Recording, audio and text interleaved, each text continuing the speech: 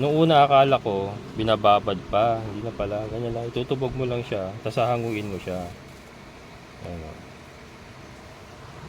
Ayan, nakakita nyo naman. May, ano yan, may arrangement pa yan mga kabukals. Oh. Parang flower arrangement yan.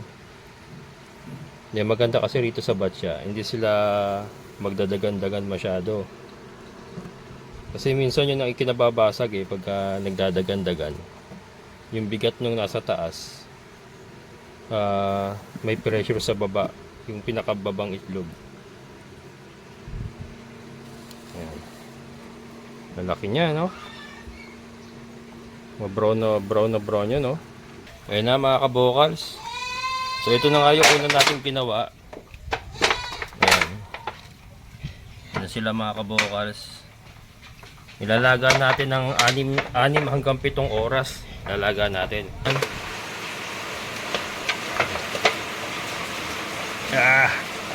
Mabigat. Woo!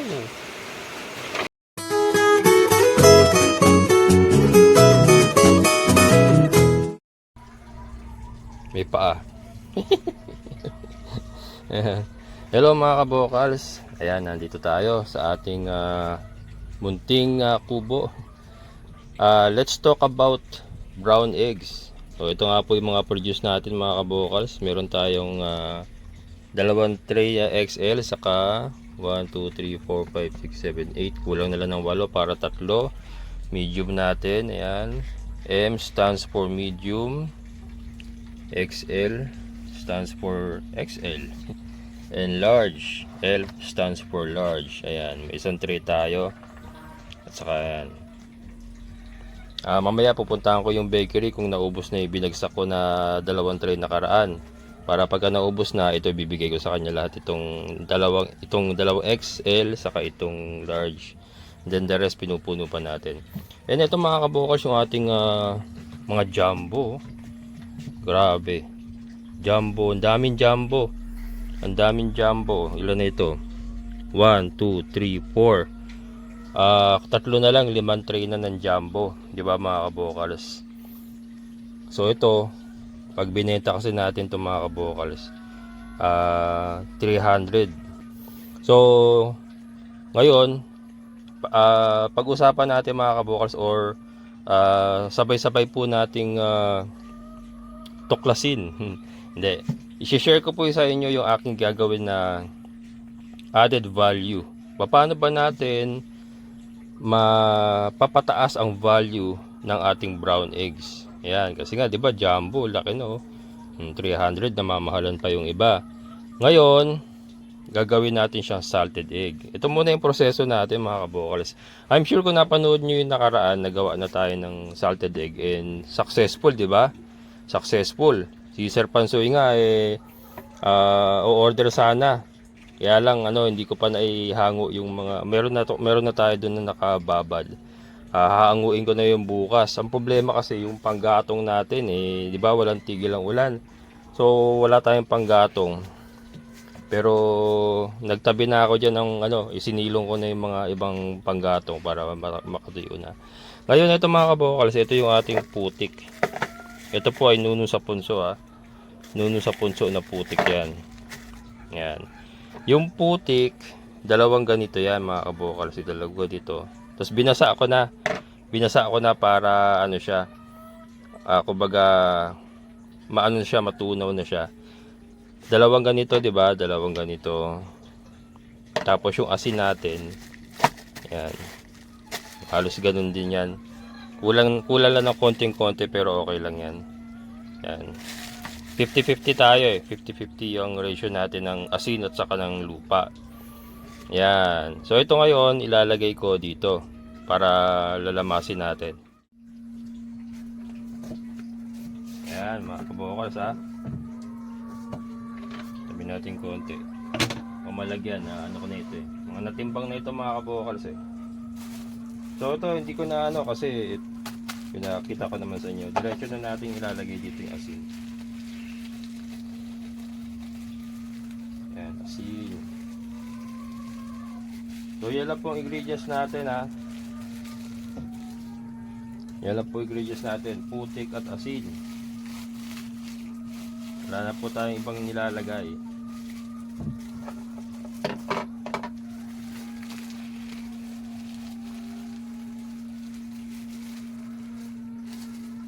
Ang maganda po dun sa gagawin natin na ito ngayon, ito talaga uniform na puro jumbo.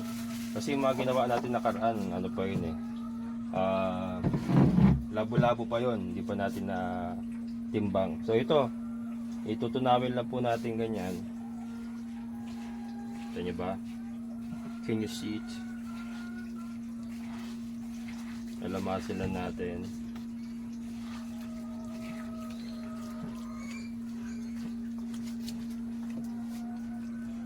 Yan. Kita nyo yung ano niya, yung lapot niya, yan ang saktong lapot mga kabokals. Parang tsokolate. Pagka masyadong malabnaw, hindi masyadong kakapit sa itlog. Pagka masyado namang malapot, hindi rin parang ano, nagkakaroon din po ng mga part na ano, hindi kumakapit doon. At saka magasto sa putik kasi mas makapal yung kumakapit na putik sa itlog. Yung ganito lang sakto. Yan.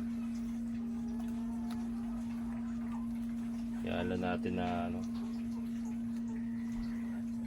Kasi ito mga kabokal, since ngayon ay umaga, magpapakain pa tayo ng mga alaga.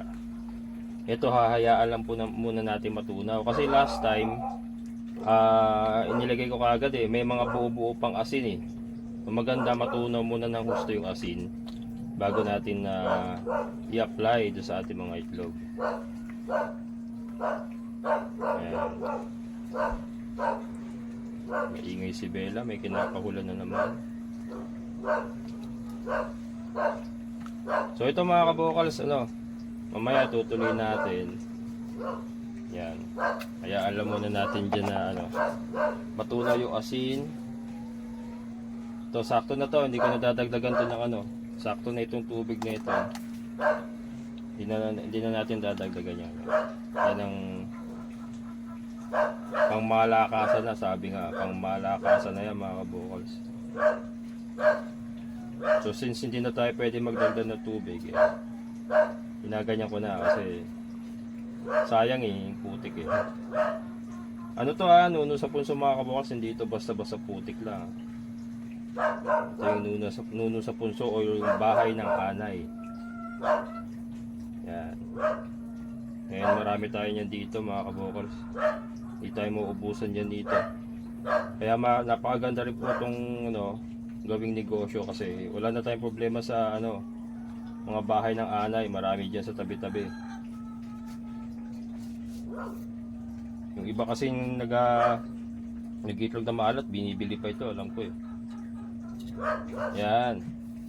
So iwala natin ganyan mga kabokals. Magpapakain muna ako ng mga alaga. Mamaya sakto yan after lunch. Doon natin na umpisahan. Ayan mga kabokals.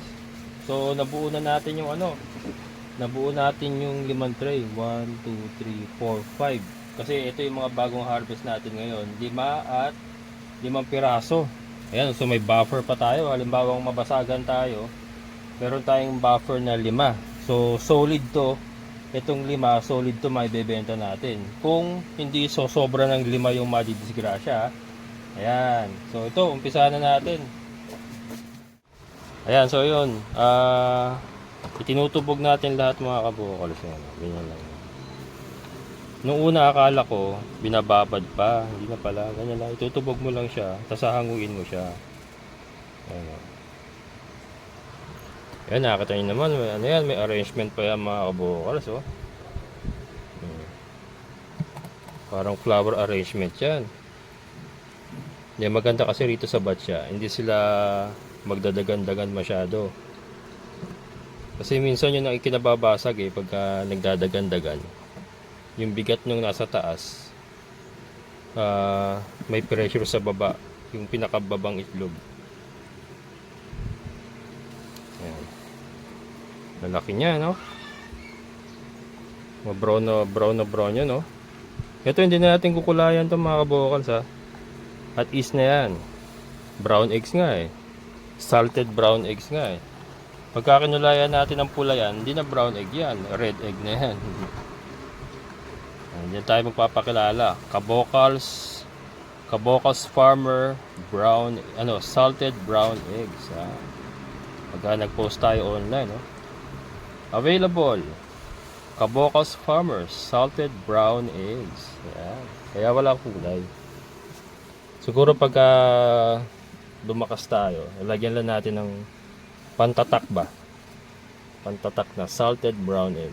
Para ma-differentiate kasi baka may tindahan tayo makuha na kukuha ng fresh, kukuha rin ng brown eggs. Para ma-differentiate niya kung alin yung salted sa hindi. Yan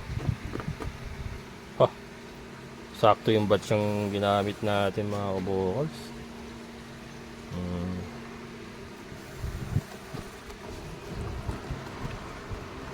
Yan ang magandang yan ang magandang halo Tagalogin na nga lang natin. Yan ang magandang halo ng putik mga kabokals. Hindi masyadong malapot, hindi masyadong malabnaw. Tapos pagka hinango mo itlog, yan, ganyan lang siya. Diba?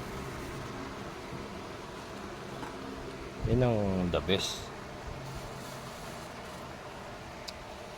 Ito pagka nag-click to mga kabokals, so another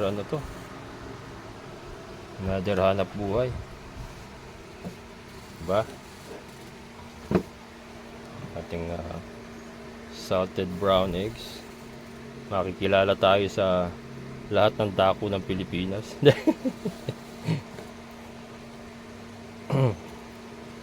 Pagka nag-click to mga kabokals. Yung manok naman natin ano yan. Siyempre, gumagana na yung chicken phonics. On the road to expansion na tayo. Expansion. Sabi ko nga, 120 yung kayang ilaman ng battery cage natin ngayon. Malay nyo, kasi sa kabila, pwede natin tanggalin yung mga brooder eh. Pwede pa maglagay ng battery cage yun eh, talikuran eh. Kung magdadagdag tayo ng mga layers eh, di ba? Nakakitaan ko ng potential ito. Basta makilala lang itong ating brown eggs sa merkado. Masarap mga kabokals eh. Naglasang keso yung kanyang pula. Hindi ako nagbibiro, hindi ako nagyayabang na yung unang ginawa ko, lasang keso mga kabokals, yung niya, yung pula niya, egg yolk niya. Basta yun nga, nasa pagpapakulo, basta matagal ang pakuluan. 6 hours yung nasubukan ko, so hindi na tayo bababa doon. May nagsasuggest, subukan ko ng 3 hours, kaya lang magagamble ka ba sa ganyan? Hindi man tray yan. Paano ko sumabla yan? Doon na tayo sa siguradong nasubukan na natin na okay. Sa 6 na oras, hindi na tayo magbabago doon. Hindi man tray yan, sayang yan. Pagka yan pumalpak, sayang. Doon na tayo sa sigurado't nasubukan na. 6 hours. Pwede siguro mag 7 pero hindi tayo pwedeng bumaba eh. Kasi sa tingin ko talaga nasa pagpapakulo talaga.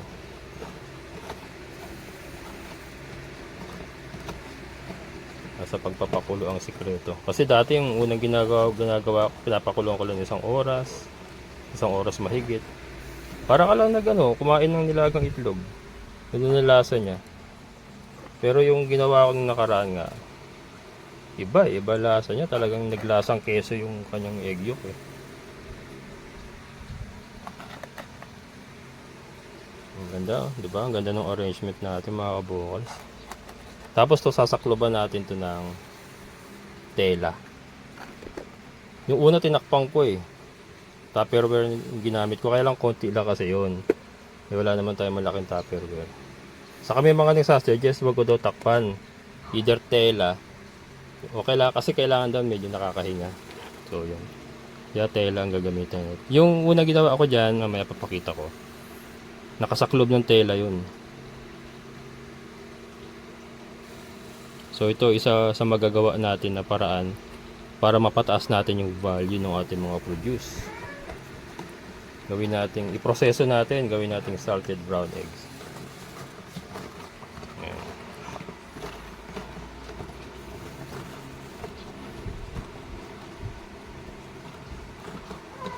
daming jumbo.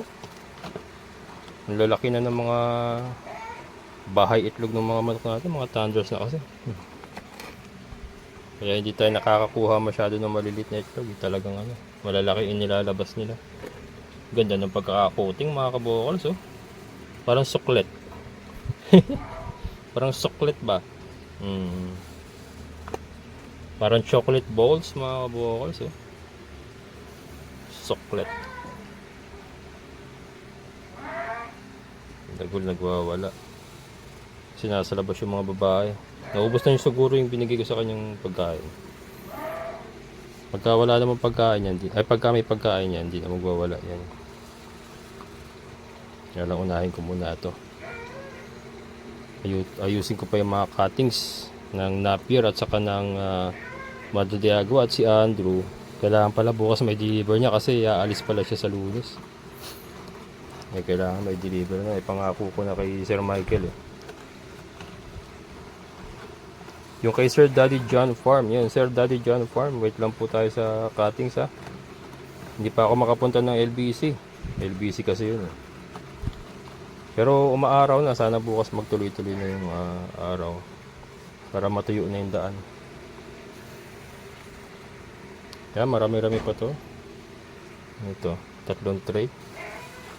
Pero napakadali lang mga kabokals, diba? O, ilulubog mo lang ganyan. Ilulubog mo lang ganyan.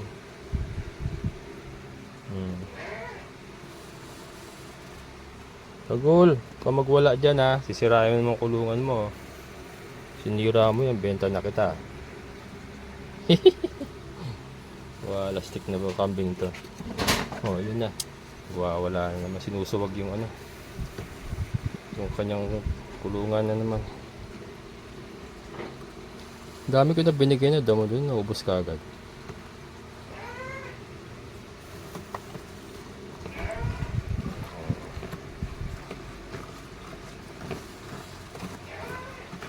Ganda, diba? Ganda ng itong magandang halo. Tatandaan ko tong halo na to. Minsan kasi nalalaputan ko. Pangit pala yung sobrang lapot. Maganda yung ganito na ano. Sakto-sakto lang na ano. Kasi kapit na kapit yung ano. Kapit na kapit yung putik na may asin.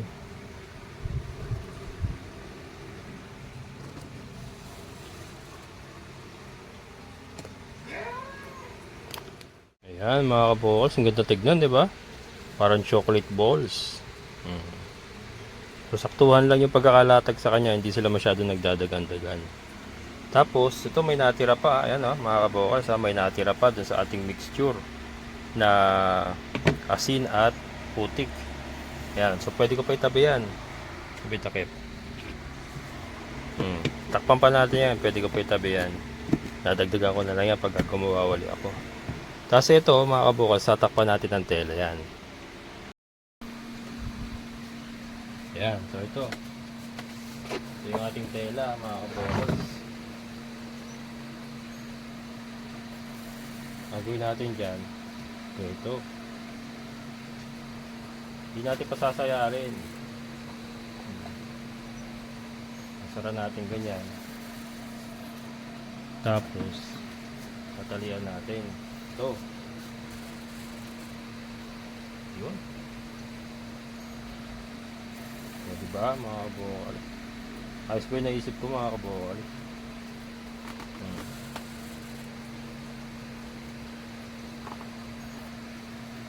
Yan. O, diba? Silyado siya. Pero, basahan ang takip niya. Diba?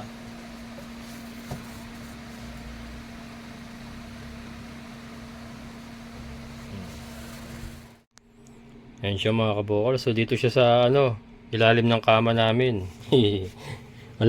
wala tayo ibang paglagyan eh.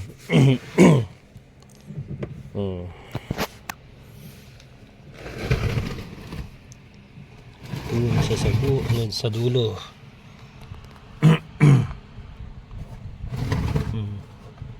Yan. Diyan lang siya mga kabokals. 15 days, 15 to 16 days. Ito 16 days to ngayon. Bukas 17 kaya lang yung ating mga panggatong saka wala na akong oras. Bukas ko na siya pakukuluan. So ito naman yung isasample ko sa inyo mga kabokals bukas. Kung paano natin pakukuluan. Yan. Yan yung ginawa natin nakaraan. 16 days sila ngayon, bukas 17 days. Pwede pa yan, okay lang yan. Bukas na natin pakukuluan ito. Ayan, ito parang kulang 4 na tray lang din ito. Basa pa rin, basa pa rin, ang galing. May asin kasi, kaya hindi natutuyo kahit ano na. Matagal nang naka-marinate ng ganyan. So bukas, balat na muna natin ulit. Bukas natin itutuloy. Yan. Ayan mga kabokals, bukas natin tutuloy. Ito naman ang iluluto natin bukas. Kabokals, ilalaga natin ng 6 hanggang 7 oras. Ilalaga natin. Yan, marami naman tayong tabing panggatong. Ayan. Ayan. Mga pinatuyo kasi wala pa rin tigil ng pagulan. Ngayon medyo huminto pero mamaya babanat na naman yan. And then dito nga natin inilagay dito sa may tabing ng yero natin. Katabi ng ating chopper. Yan. So ito panlan natin. Yan. May history yan mga kabokals. Dati ko pong lutuan ng gabi yan. No, ako po yung nag-uumpisa mag-alaga ng native pigs. Alam niyo yung gabing San Fernando, yung malalaki. Diyan ko inilalaga yon. Yan ang pinag-umpisahan ko mga kabokals. Kaya napakatagal na po nung lutuan na yan. At sa katunayan nga po ay butas. May butas dito konti pero okay naman yan. Tapalan lang yan. May nabibili naman pantapal dyan. Pero kaya naman yan sa ngayon na pagpapakuluan natin.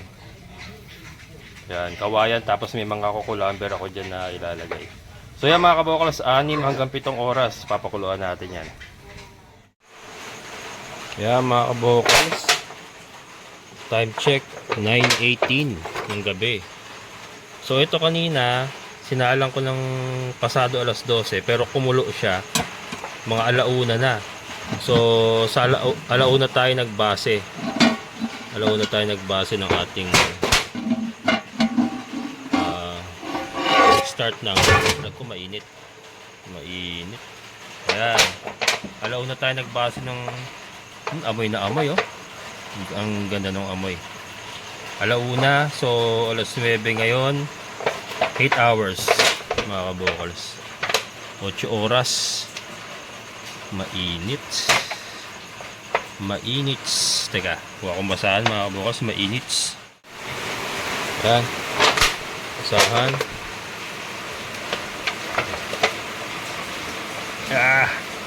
Mabigat. Woo! That's how you do it, bro. Sabi usok ko. Yan. Dito naman sila nang galing eh.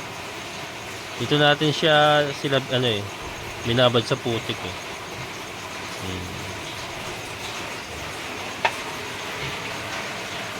Grabe. 8 oras mga kabukal, solid na solid to.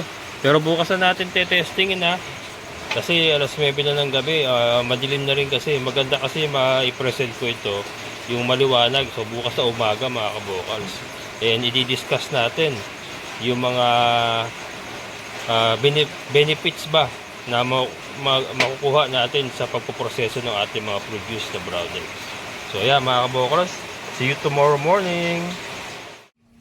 Hello mga kabokals, good morning. So yan, ito na yung ating pinakuluan kagabi. Yan. Langgam ka agad ha. Lipat ko muna sa tray mga kabokals.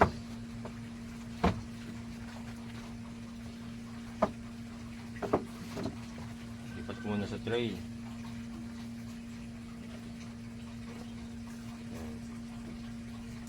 Para maano rin natin yung mga basag.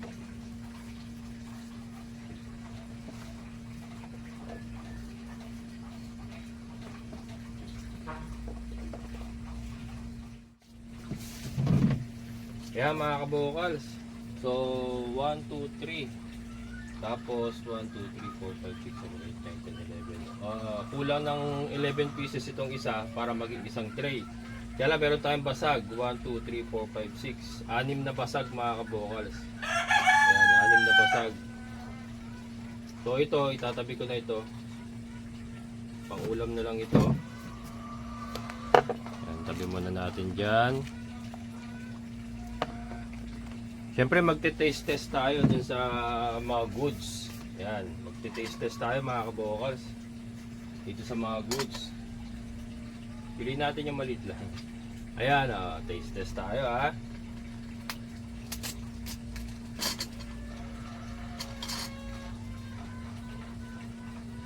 Ayan mga kabukals oh.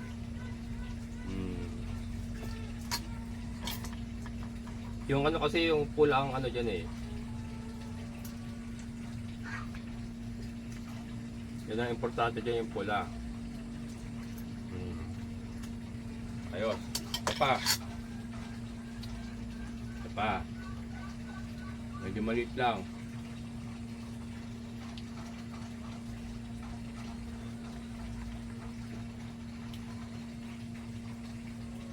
Ito nga pala kasi mga kabukals, rumble pa to, rumble ha. Ibig sabihin hindi pa natin natimbang to nung ibinabad natin sa putik. Pero yung ginawa natin na puro jumbo, yun talagang standard na yun, puro jumbo yun. So yun, talagang ano na, yun, ganun na po ang gagawin natin palagi. Bago tayo maggawa, titimbangin na natin. Ito, titimbangin ko pa to. So yung mga malalaki, yun po yung ibebenta natin. Yan, kung makita maliit, malalaki din kasi ito eh. Yan, ito na lang. Ito. Yan, ito.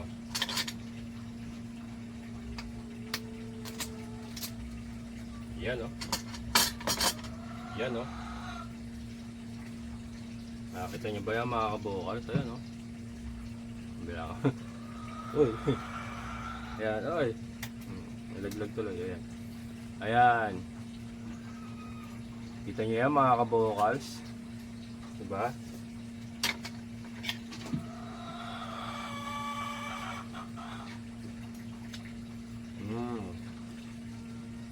Ayos. Itlog na maalat talaga mga kabukals. Hindi lang siya yung basta nilagong itlog. Nasa pagpapakulo talaga ang technique ng masarap na itlog na maalat. Sarap mga kabukals.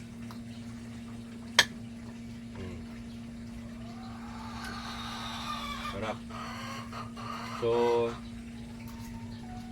8 hours. 8 hours natin pinakuluan mga kabukals oh. So siguro ipapako natin sa ganun sa 8 hours na pagpapakulo. Yun na po yung magiging standard natin. Tapos yung curing natin 15, ito umabot na to ng ano eh ng 18 days. Kasi nga hindi natin kagad na isa lang gawa nung pinatuyo po yung mga panggatong 18 days. So pwede siya 15 days to 18 days. So yun po yung magiging curing natin. Kaya mga kabukals, i-discuss ko paano ba natin magagamit itong sistema na ito para po madagdagan natin yung kita natin sa itlog. Doon na lang po tayo magbase sa jumbo kasi doon na tayo talaga ano eh. Puro standard jumbo pong gagawin nating salted egg. Sa jumbo eggs po, ang benta ko noon, sa akin hindi ko alam sa iba, sa akin po is 300 per tray. So pumapatak po siya na 10 piso ang isa. Pagka yung fresh eggs lang po siya. Ngayon, yung jumbo po, pag wholesale, ibebenta natin siya ng 15 pesos. Kasi kung sa tindahan natin babagsak 15 pesos. Wholesale price yun. Kasi ibebenta pa nila yun ng 18 to 20 pesos para may tubo sila. So kung sa 15 pesos natin siya ibebenta sa tindahan, 15 times 30 kasi ang laman ng isa nito, ng isang tray, 30 yan. 15 times 30 is 450. Diba? 450. So minus 300 yung price ng fresh eggs. So may 150 ka doon. Ngayon, doon na lang tayo magbase sa ginawa natin na 4 na tray at 5 piraso. Kasi ito, ano to eh, rumble ito, rumble eh. Hindi ko pa alam kung ilang tray ang may bebenta natin dito kasi titibayin ko pa to. Doon sa ginawa natin jumbo, 5 tray yun, di ba mga kabokals? 5 tray at 5 piraso. So sabihin mo nang mabasag yung, o sabihin mo na makakuha tayo ng 4 na tray na lang. Sige, 4 na tray na lang mga kabokals. Yun yung maibebenta natin doon sa ginawa natin. 4 na tray, 450. Mabebenta natin sa 15 sa ano kung maibebenta natin sa 15 pesos ang isa sa 450. So 450 times 4. 450 times 4 is 1,800. I-minus mo ngayon yung fresh egg na 300 per tray. So 300 times 4, 600, 1,200. O minus 1,200. Di may 600 na tinubo ka dun sa ano, may 600 na tinubo doon sa magmula sa fresh egg papunta sa salted egg. Ngayon, yung ginastos natin is ano yun eh, 20 pesos na asin mga kabukals yung ginamit natin doon. 20 pesos na asin. Eh yung putik libre lang naman yon. Yung panggatong libre lang naman yon. So talagang ano, 20 pesos lang yung ginastos natin. So minus 20 pesos. So meron tayong 580 na tinubo mga kabukals na malinis Tinubo na malinis. Sa 4 na tray lang yun Eh 5 tray at 5 piraso yung ginawa natin na yun. So di ba? Itong 580 na to, ito lang yung tinubo natin sa 4 na tray. Hindi natin isinama yung 1 at 5 pirasong tray. So di ba? Sa ganong karaming itlog, may tinubo tayo na malinis na 580. So kumita na tayo sa fresh egg. Kunyari binenta natin. Kunyari binili ko sa sarili ko. Yung fresh egg. 300 per tray, di ba? Tapos ginawa ko salted egg. Tumubo pa ako ng 580 doon sa salted egg business ko. Bukod pa doon sa kinita ko na pagkakabili ko ng fresh egg sa sarili ko. So, ganun po mga kabukals, tatakbo yung ating salted egg business na gamit po yung brown eggs. Ang kailangan ko lang ma-tap dito or kailangan lang nating maayos dito is magkaroon tayo ng stable market talaga na kung saan tatangkilikin nila yung salted brown egg kasi karamihan ng tao na 'di ba nasanay sila itlog na pula. Pero ito ipapakilala natin salted brown egg na parehas lang mga kabukals ang ano. Mas masarap pa nga, para sa akin mas masarap pa eh.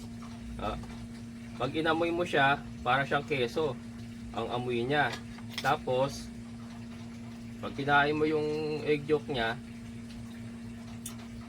ano siya, malinamnam na parang ano nga, parang may kakahalin tulad sa keso. Melts in your mouth. Ganun na po siya, hindi ka lang basta kumakain ng nilagang itlog kasi nga sa pagpapakulo yun na matagal. Doon po nangyayari yung nagmamantika, nagiging nagme-melt in the mouth yung yung egg yolk kasi matagal siya napakuluan. So yun, nakuha natin yung technique. So yun, importante lang maipakilala natin ito sa mga target market natin.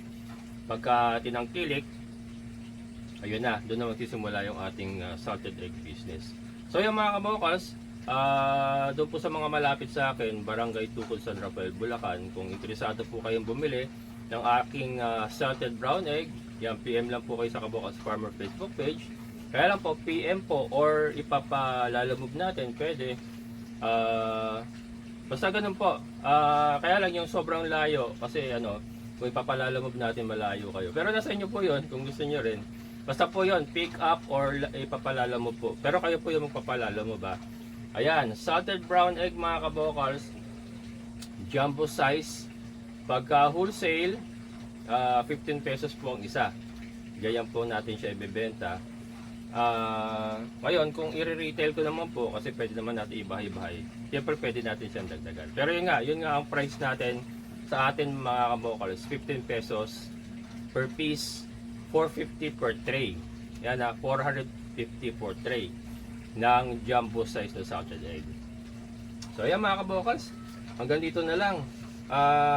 Shoutout po kay Sir Mon Vidor. Yan, shoutout sir. And syempre sa lahat ng mga solid kabokals, maraming salamat. Maulan na naman, may bagyo tayo si Neneng. Ingat po, ingat. Sana po ay matapos na itong mga sunod-sunod na bagyo para makabuelo-buelo na tayo. Mahirap din kasing kumilos pagka ganitong maulan at marami pong napipinsala. So yan, stay safe. Kung wala lang po kayong gagawin sa labas, stay indoors na lang po para mas ligtas tayo. Maraming salamat mga kabokals. Shoutout po sa lahat ng mga solid kabokals and syempre sa ating kaibigan po ni Sir Boy. At sir, thank you so much. Hanggang dito na lang. Muli ito yung Kabokals Farmer. Nagsasabing sabay-sabay tayo mangarap. Pagsikap at kumilos, siguradong ulan ang ating amazing na buhay. Bye-bye!